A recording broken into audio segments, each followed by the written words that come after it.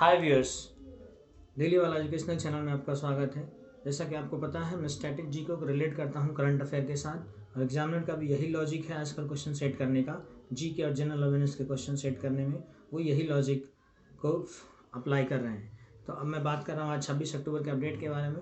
इससे पहले मैंने 22 अक्टूबर को आपको बताया था ब्लैक डे, काला दिवस मनाते हैं। काला दिवस हम इसलिए मनाते थे, पाकिस्तान ने हमारे ऊपर अपने घुसपैठिए भेजे थे और फिर हमने उनके घुसपैठियों को मार भगाया था। उस टाइम जम्मू कश्मीर पे हमला हुआ था और जम्मू कश्मीर के राजा हरि सिंह थे। 22 अक्टूबर 1947 में उन्होंने हमला किया था। जब युद्ध हमने जीता तो राजा हरि सिंह का मन बदल गया और उन्होंने भारत में अपना विलय करने के लिए अपना मन बना लिया। 26 अक्टूबर आज के ही दिन 1947 में राजा हरि सिंह ने विलय पत्र पर सिग्नेचर किया, दस्तावेज पर सिग्नेचर किया, और इसके साथ जम्मू कश्मीर भारत का अभिन्न अंग बन गया। आपको पता है, पहला क्वेश्चन ये पूछा जाएगा कि भारत में जम्मू कश्मीर का विलय कब हुआ। बहुत इंपॉर्टेंट क्वेश्चन बन गया। 26 अक्टूबर 1947 में विलय हुआ। दूसरा क्वेश्चन ये पूछ सकता है कि जो दस्तावेज था या विलय पत्र था उसका ओरिजिनल नाम क्या था।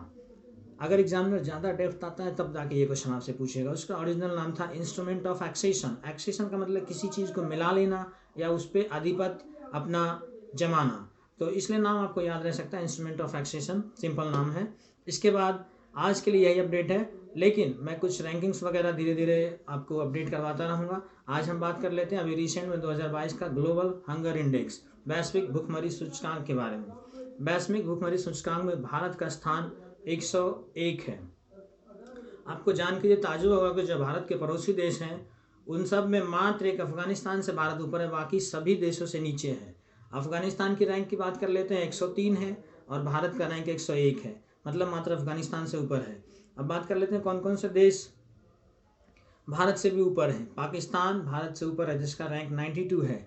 बांग्लादेश और नेपाल दोनों भारत से ऊपर है, इसका रैंक 76 है। आपसे ये क्वेश्चन जरूर पूछ सकता है, चांसेस बन रहे हैं। एक तो भारत का रैंकिंग 101 और दूसरा बांग्लादेश और नेपाल दोनों का ही रैंक 76 है, एक ही रैंक है दोनों का। तो आपसे ये पूछा जा सकता है कि ऐसे भारत के कौन से दो पड़ोसी देश हैं जिनका वैश्विक भूखमरी सूचकांक में एक ही रैंक आया है।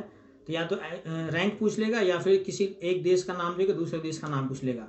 तो बांग्लादेश और नेपाल दोनों का इंडेक्स क्या है, 76 है।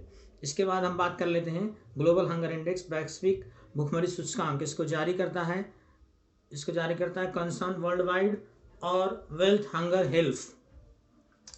इसको जारी करने के लिए आपको पूछ सकता है कि कौन कौन से विषय वस्तु पर ध्यान रख के जारी करता है, कितने संख्या है उस विषय वस्तु के। तो 4 कंपोनेंट है जिसको ध्यान में रख के ही जारी किया जाता है। पहला कंपोनेंट आपका अंडर नरिशमेंट, अल्प पोषण। उसके बाद चाइल्ड मोर्टालिटी, शिशु मृत्यु दर, 2 कंपोनेंट हो गया। तीसरा और चौथा मैं एक साथ बता देता हूँ, चाइल्ड वेस्टिंग और चाइल्ड स्टंटिंग। ये नाम थोड़ा सा आपको डिफिकल्ट लग रहा होगा।